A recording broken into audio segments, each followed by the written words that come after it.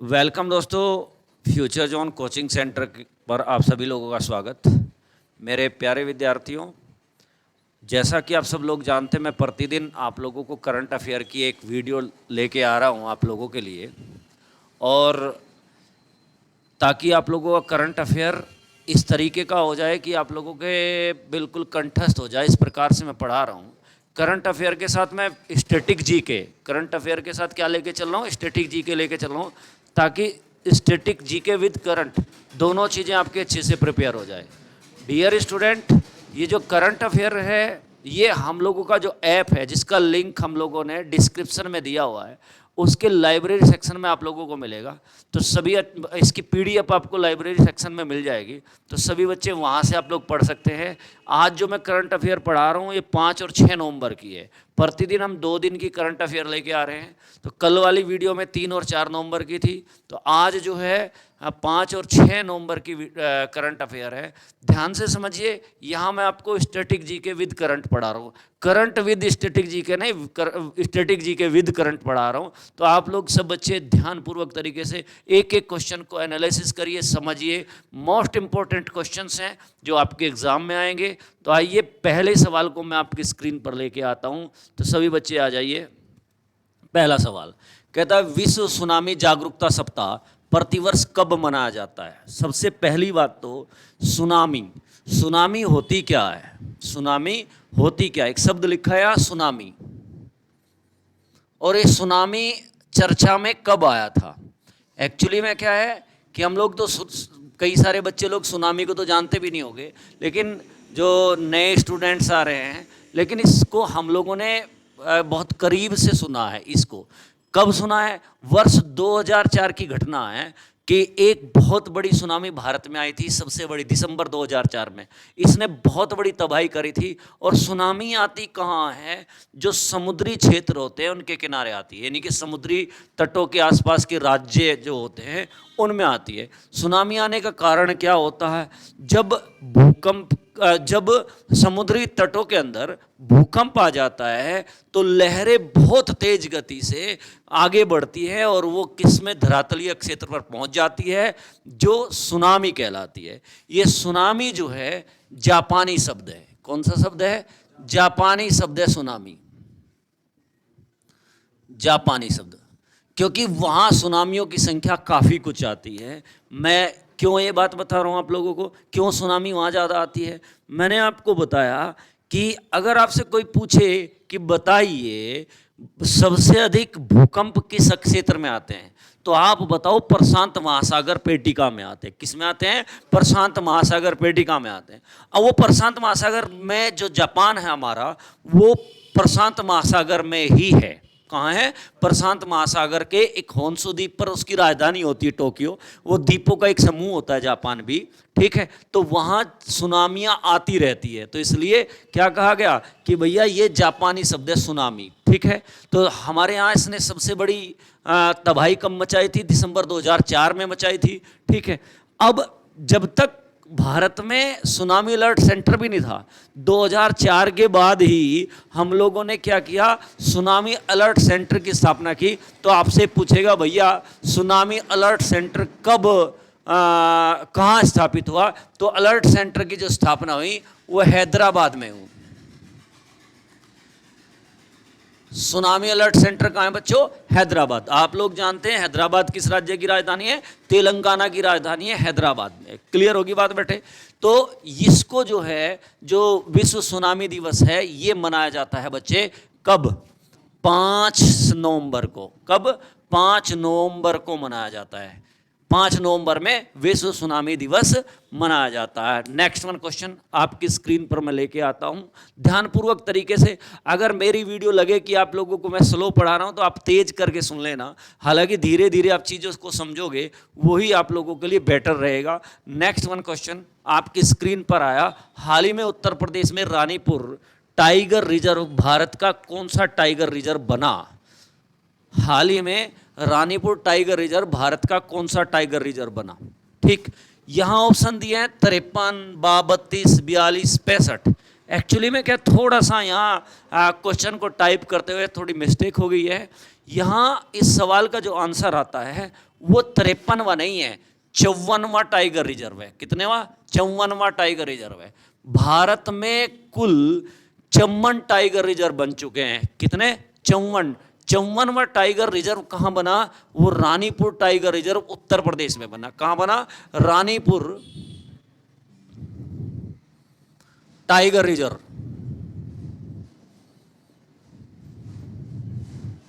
UP में बना, tiger reserve Uttar Pradesh में बना। अब भैया ये सवाल की गलती है तो इसको सुधार तो हम लोगों को करना ही पड़ेगा।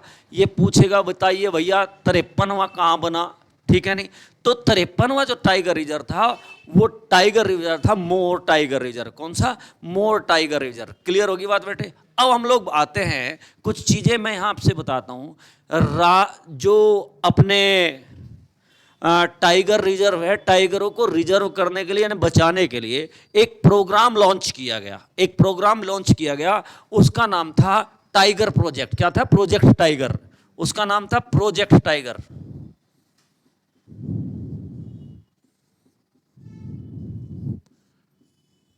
तिरपनवा रीवा मध्य प्रदेश में, सॉरी रीवा मध्य प्रदेश में बना था भैया, रीवा मध्य प्रदेश। रीवा मध्य प्रदेश में, रीवा मध्य प्रदेश की मैं एक कहानी और बताऊंगा आप लोगों को। रीवा मध्य प्रदेश की एक जो है कहानी और मैं आप लोगों को बताऊंगा, जरा इसको समझ लेना। पहले प्रोजेक्ट टाइगर की स्थापना हुई थी 1973 में। यह प्रोजेक्ट टाइगर कार्यक्रम कब लॉन्च किया गया? 1953 में, सॉरी 73 में। यहाँ बात ये चल रही है कि ये जो रीवा मध्य प्रदेश है ये एक चीज के लिए और भी प्रसिद्ध है। यहाँ देश का नहीं अपितु विश्व का पहला सफेद बाघ पाया गया।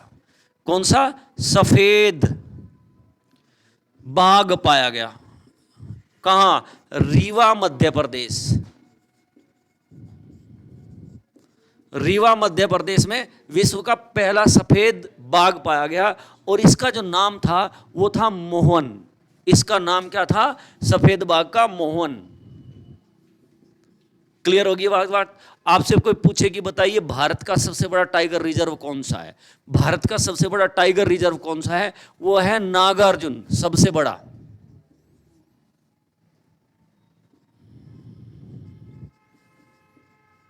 बड़ा टाइगर रिजर्व कौन सा है? नागार्जुन। श्रीशैलम टाइगर रिजर्व है। कहां है? आंध्र प्रदेश में। आंध्र प्रदेश में स्थित है और यह भारत का सबसे बड़ा टाइगर रिजर्व है। भारत का सबसे बड़ा टाइगर रिजर्व है। नेक्स्ट वन क्वेश्चन आपकी स्क्रीन पर लेके आता हूं। सवाल कहता है हाल ही में भारत में फुटबॉल स्कूल पहल का लागू करने वाले हेतु फीफा और AIAF के साथ किसने समझौता किया है? क्या कहता है कि स्कूली शिक्षा में फुटबॉल को मजबूत करने के लिए किसी व्यक्ति द्वारा समझौता किया गया। जो ये व्यक्तित्व लिखे हुए हैं इनका नाम आपको बताया कि भाई अमित शाह ने समझौता किया फीफा के साथ में, या फिर धर्मेंद्र प्रधान जी ने किया, और या फिर जो है राजनाथ सिंह ने किया, या नरेंद्र मोदी जी ने किया। निम्न में से कौन सा है जिन लोगों ने फीफा के साथ क्या किया? समझौता किया, समझौते पर हस्ताक्षर किए। तो समझौते पर हस्ताक्षर किए धर्मेंद्र प्रधान द्वारा। किसके द्वारा प्रदान किए गए? धर्मेंद्र प्रधान। धर्मेंद्र प्रधान कौन है? वर्तमान में शिक्षा मंत्री। कौन है? केंद्रीय शिक्षा मंत्री होते हैं धर्मेंद्र प्रधान।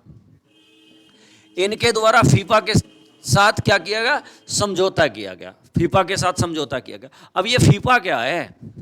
फीफा क्या है? ये फुटबॉल फेडरेशन की एक संस्था है, अंतर्राष्ट्रीय संस्था है। इसकी स्थापना कब हुई? इसकी स्थापना भैया 1904 में हुई। कब हुई? इसकी स्थापना 1904 में हुई। हाल ही में अभी जो फीफा 2022 वर्ल्ड कप है, फीफा 2022 वर्ल्ड कप है, इसका आयोजन कहां होगा? फीफा का जो वर्ल्ड कप है, फुटबॉल का वर्ल्ड कप है, विश्व कप है, इसका आयोजन कहां होने वाला है? तो कोई बच्चा कमेंट करके बता सकता है कि उसमें, खैर मैं बता देता हूं, कतर।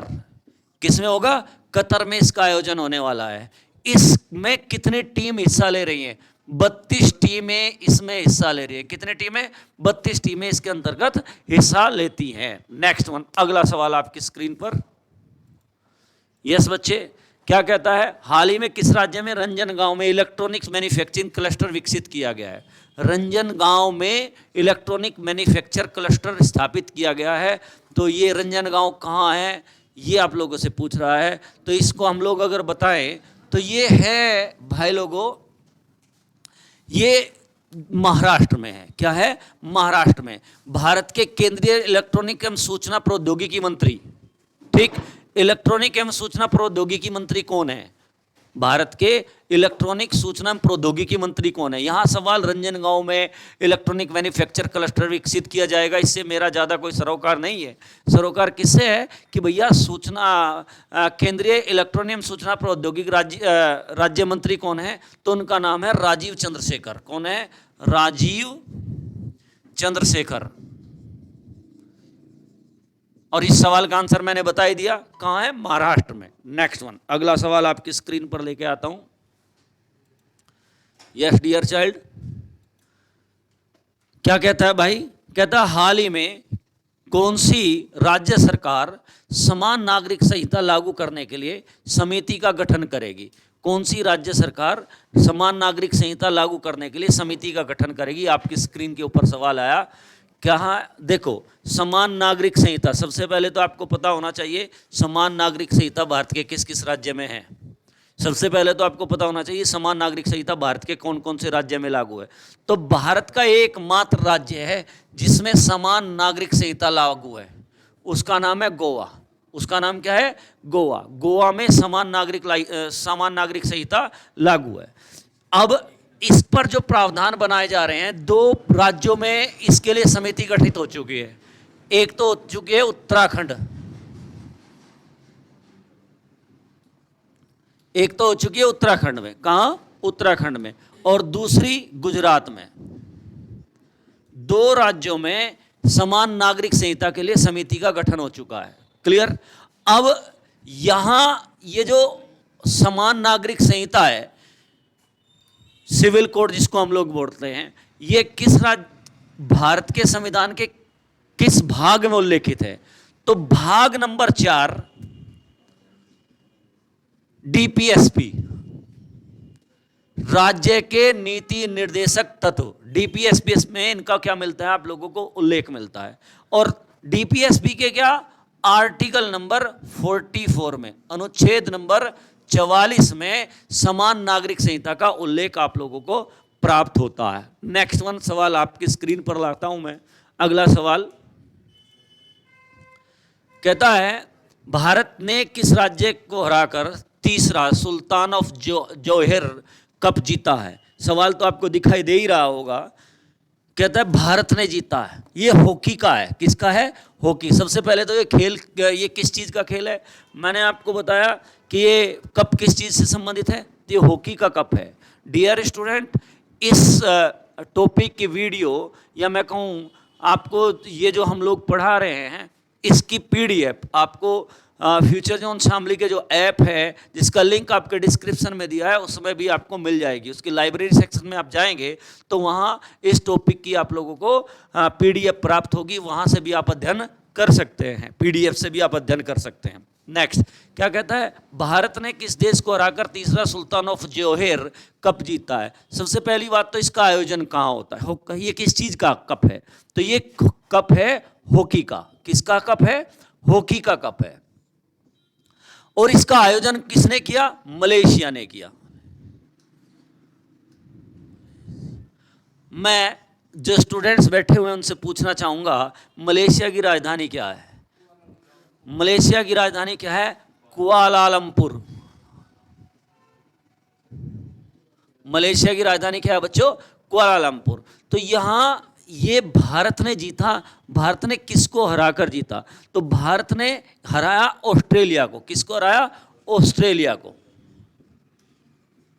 ऑस्ट्रेलिया को हराकर इस कप को जीत लिया। क्लियर होगी बात? नेक्स्ट वन क्वेश्चन आपकी स्क्रीन के ऊपर। डियर स्टूडेंट, कहता हाल ही में आपदाओं से निपटने के लिए कौन सा राज्य आपदा प्रबंधन योद्धा तैयार करेगा।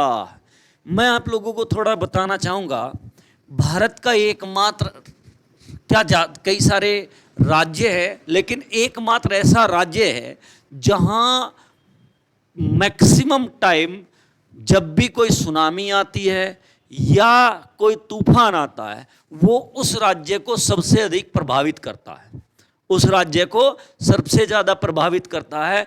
कोई तूफान आएगा तो सबसे पहले उसी राज्य पे, मतलब पिछले कुछ समय से हम लोग देख रहे हैं वही राज्य सबसे ज़्यादा प्रभावित होता है, और उस राज्य का नाम है उड़ीसा। जब भी कोई प्राकृतिक आपदा आती है तो उड़ीसा पे सबसे ज़्यादा आती है, ठीक है। जितने तूफान आते, सुनामी आती है, सबसे ज़्यादा प्रभाव किसके ऊपर डालती है? उड़ीसा के ऊपर डालती है। तो उड़ीसा राज्य जो है क्या कर रहा है, हर स्कूल में ऐसे ही शिक्षा प्रदान करने की कोशिश कर रहा है कि स्कूल में एक लेक्चर स्थापित कर दिया, बना दिया कि वो प्राकृतिक आपदाओं से कैसे निपटे, प्राकृतिक आपदाओं से कैसे निपटे। तो उड़ीसा की राजधानी कौन बताएगा भाई? भुवनेश्वर। उड़ीसा की राजधानी कौन सी है बेटा? भुवनेश्वर। उड़ीसा की राजधानी है भुवनेश्वर। डियर बच्चों, उड़ीसा किस राज्य से अलग होकर बना? उड़ीसा किस राज्य से अलग होकर बना? किसे? बिहार से। किससे अलग होकर बना? बिहार से। कब अलग हुआ था? 1936 में। कब अलग हुआ था? उड़ीसा जो अलग राज्य बना, बिहार से अलग होकर बना और 1936 में बना। उड़ीसा को पहले किस नाम से जाना जाता था? उड़ीसा को पहले कलिंग के नाम से जाना जाता था, और दूसरा उत्कल तट है तो इसलिए उत्कल के नाम से भी इसको जाना जाता था। क्लियर होगी बात बेटे? नेक्स्ट वन, अगला सवाल आपकी स्क्रीन पर सवाल आया। डियर स्टूडेंट, कहता है सैमसंग इलेक्ट्रॉनिक्स के कार्यकारी अध्यक्ष की स्थापना कौन बनाए गए हैं? तो ज़्यादा मेरे लिए कोई इंपॉर्टेंट बात है नहीं, जे.वाई. ली को बनाया गया है। किसको बनाया गया? जे.वाई. ली को बनाया गया। तो सैमसंग कहाँ की कंपनी है? सैमसंग, ये सवाल पूछ लेगा, बताइए सैमसंग कहाँ की कंपनी है? तो सैमसंग जो है कोरियाई कंपनी है। कहाँ की है? कोरियाई कंपनी है सैमसंग। नेक्स्ट वन, अगला सवाल, हाल ही में किस देश ने अपनी नई सुरक्षा नीति जारी की है? कहता है हाल ही में किस देश ने अपनी नई सुरक्षा नीति जारी की है?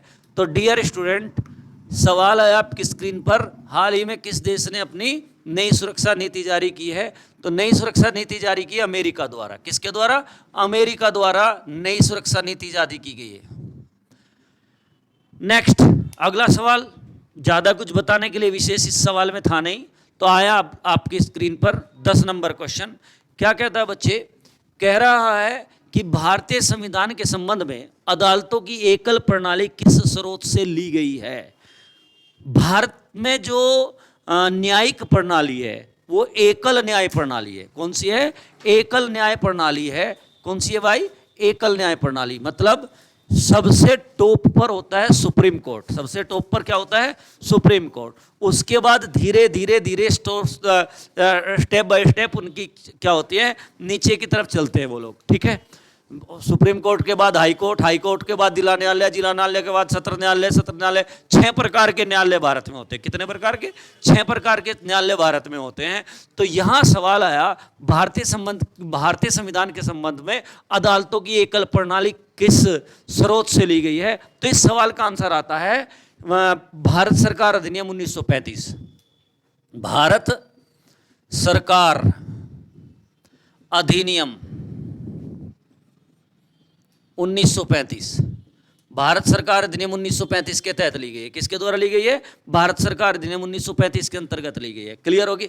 इससे लिए गए। कल अगर आपसे कोई पूछे सुप्रीम कोर्ट कहां से लाए, उच्चतम न्यायालय कहां से लाए, तो इसका तो जवाब आपका क्या होगा? यूएसए से लाए। कहां से लाए हैं? यूएसए। लेकिन अगर एकल प्रणाली की बात करेंगे तो एकल प्रणाली कहां से लाए हैं? भारत सरकार अधिनियम 1935 से लेकर हम लोग आए हैं। क्लियर होगी बात बच्चों? नेक्स्ट वन, नेक्स्ट क्वेश्चन आपकी स्क्रीन पर आ गया होगा। तो आप देखिए न्यूजीलैंड में आगामी क्या हो रहा है अभी?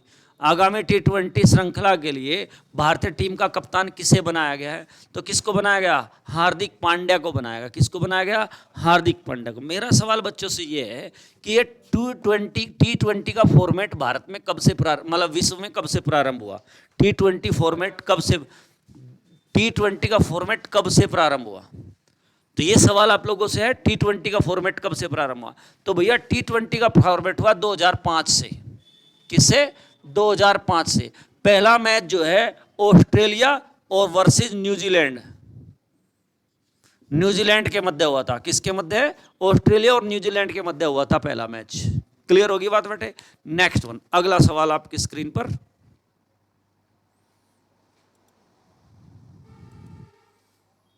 डियर, हाल ही में किस सोशल मीडिया प्लेटफॉर्म ने वेरीफाइड अकाउंट के लिए शुल्क की घोषणा की है? वो कहता है आपको ब्लू टिक चाहिए ना, वो क्या कहता है? कहता है कि आपको ब्लू टिक चाहिए तो आप क्या करेंगे? $8 देंगे। कितने डॉलर देंगे? $8 देंगे। अगर आपको वेरीफाइड चाहिए तो आपको कितने का भुगतान करना है पर मंथ? $8 का पर मंथ भुगतान करना है। ठीक है, तो आपके इसमें क्या आ जाएगा? ब्लू टिक आ जाएगा।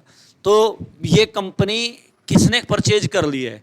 एक विश्व का सबसे बड़ा व्यापारी है, उसका नाम क्या है? Elon Musk. ठीक है, नहीं? कौन है? Elon Musk. एलन मस्क ने इसको परचेज कर लिया। एलन मस्क ने सबसे पहले क्या किया? ब्लू टिक के लिए आपको इसके चार्जेस देने पड़ेंगे और $8 लगेगा। कितना लगेगा? $8 लगेगा। क्लियर होगी बात सर? अब यहां मुद्दा ये आता है कि ये कंपनी किसने खरीदी? तो कौन सी कंपनी है? वह है ट्विटर। वो कौन सी है? ट्विटर है। ट्विटर कंपनी को एलन मस्क द्वारा खरीद लिया गया। ठीक है, तो ये इसकी स्थापना किसने की थी? इस कंपनी की स्थापना करी थी किसने? तो नोवा ग्लास, जैक डोरसे, तीन लोग थे, तीसरे का मेरे नाम याद नहीं आ रहा। जैक डोरसे और नोवा ग्लास ने इस कंपनी की स्थापना करी थी। ठीक है, और इसको परचेज किसने कर दिया? अब एलन मस्क ने कर लिया। और एलन मस्क ने ही ट्विटर पर अगर ब्लू टिक चाहिए तो उसके लिए क्या देना पड़ेगा? आपको $5 का भुगतान करना पड़ेगा। Thank you. Next one question, अगला सवाल।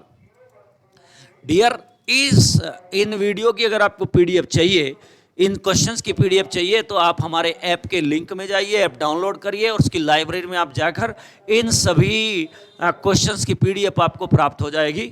और ऐप का लिंक वीडियो के डिस्क्रिप्शन में दिया गया है। तो आइए अगला सवाल आपकी स्क्रीन पर। किस राज्य ने बच्चों के अनुकूल पुलिस थानों की घोषणा की है? बच्चों के अनुकूल पुलिस थानों की घोषणा की है भैया, बच्चों के अनुकूल पुलिस थानों की घोषणा की है उड़ीसा सरकार द्वारा। किसके द्वारा? उड़ीसा सरकार द्वारा। लगभग 18 थाने बनाए जाएंगे। कितने? 18 थाने का निर्माण होगा। 18 थानों का निर्माण होगा जो किस पर आधारित होंगे? बच्चों पर आधारित होंगे। ठीक है, अब मुद्दा ये आता है कि भैया किस राज्य ने किया है? तो एक किया है उड़ीसा ने। किस राज्य ने किया है? उड़ीसा। उड़ीसा पे मैं अभी ऑलरेडी बहुत सारी चर्चा कर चुका हूं। उड़ीसा की राजधानी क्या है? भुवनेश्वर है। मैं आज अगले इस सवाल में चर्चा तो मेरे को करनी है, इस सवाल में चर्चा ये करता हूं कि भैया सब उड़ीसा का मुख्यमंत्री कौन है? वो है नवीन पटनायक। कौन है? नवीन पटनायक। उड़ीसा का मुख्यमंत्री कौन है? नवीन पटनायक है उड़ीसा का मुख्यमंत्री। कौन है बच्चों? नवीन पटनायक उड़ीसा का मुख्यमंत्री है। ठीक, और ये जो नवीन पटनायक है 5वीं बार मुख्यमंत्री बना। कितनी बार? 5वीं बार मुख्यमंत्री बना। ठीक है, अब आपसे कोई पूछे कि बताइए सबसे अधिक समय तक कौन मुख्यमंत्री रहा? सब पूछता है सवाल कि बताइए सबसे अधिक समय तक कौन मुख्यमंत्री रहा? तो भैया सिक्किम का था एक। कौन? सिक्किम, पवन कुमार चामलिंग।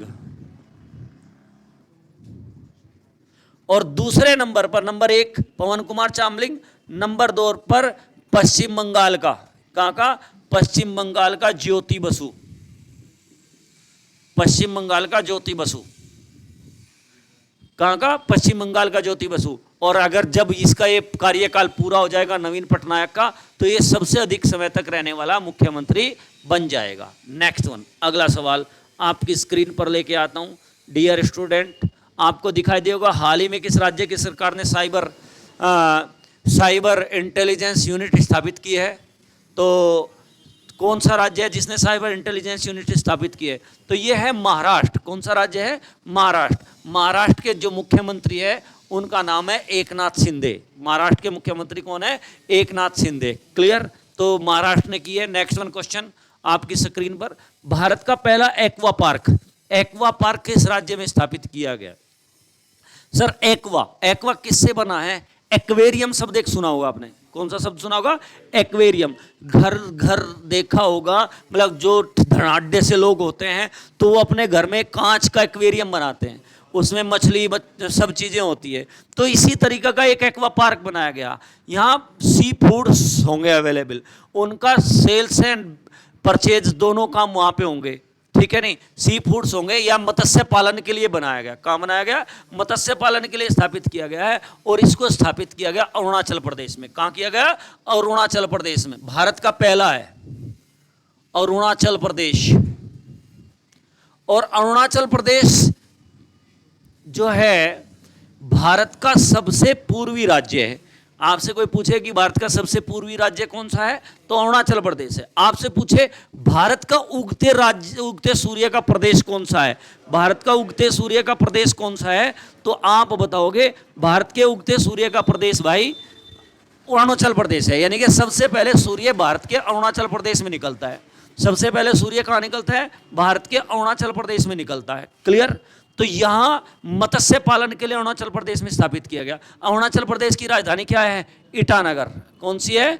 ईटानगर। अरुणाचल प्रदेश की राजधानी क्या है? ईटानगर। नेक्स्ट वन सर, अगला सवाल आपके ना स्क्रीन पर लेके आ गया मैं। क्या कहता है? ऊर्जा उद्योग के सबसे बड़े, कहता है ऊर्जा उद्योग के सबसे बड़े सम्मेलनों में से एक ADIPEC 2022 का आयोजन कहाँ किया जा रहा है? ऊर्जा उद्योग है तो ये संयुक्त अरब अमीरात में किया जा रहा है। और संयुक्त अरब अमीरात कहाँ है भाई लोगों? संयुक्त अरब अमीरात की राजधानी क्या है? संयुक्त अरब अमीरात की राजधानी क्या है? कोई बच्चा बताएगा? Abu Dhabi.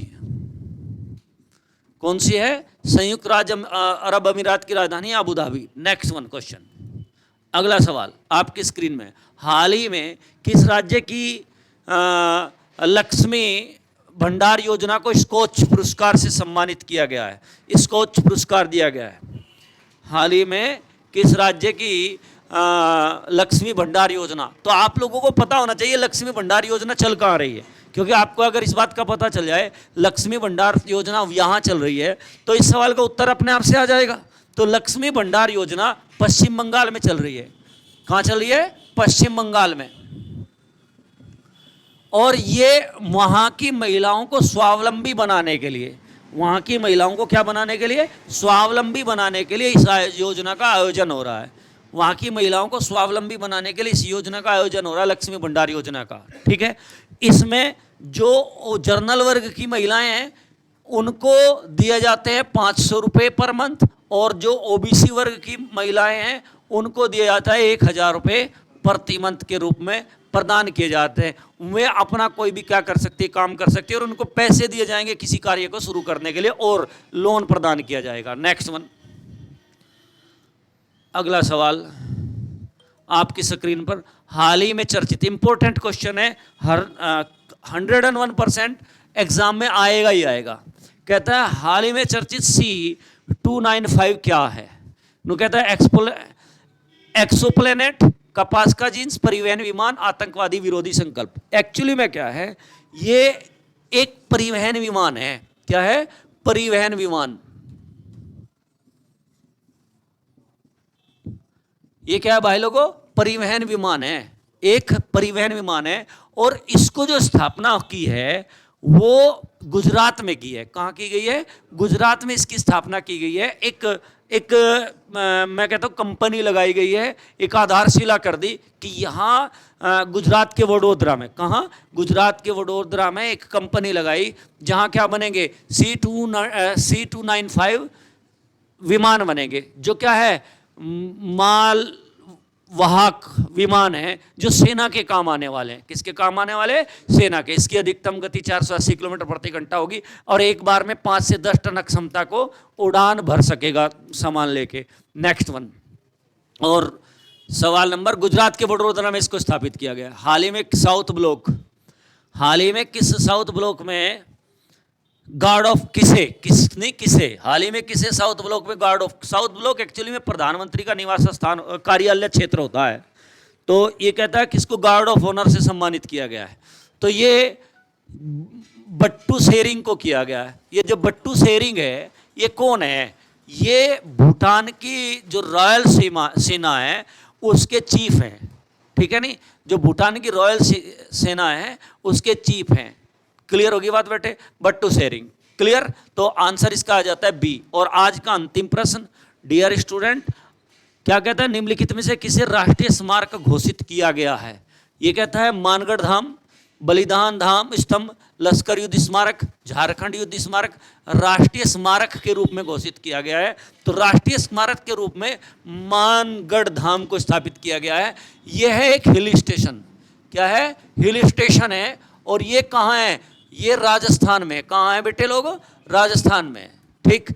यहाँ ये भीलों के लिए प्रसिद्ध है। किसके लिए प्रसिद्ध है? यहाँ अपने गुरु के लिए महान संत गोविंद जी थे, उनके लिए 1500 भीलों ने अपने प्राणों की आहुति दे दी थी। तो ये भीलों के लिए हिल स्टेशन है, राजस्थान में है, और इसको जो है क्या कर दिया? राष्ट्रीय स्मारक के रूप में घोषित कर दिया गया है। और भारत में लगभग 3650 जो है राष्ट्रीय स्मारक हैं। स्मारक से मतलब क्या समझते हैं? पुरातत्व महत्व की वस्तुएं, जहां कोई विशेष का आयोजन हुआ, वो सब क्या होते हैं? स्मारक होते हैं। क्लियर बेटे?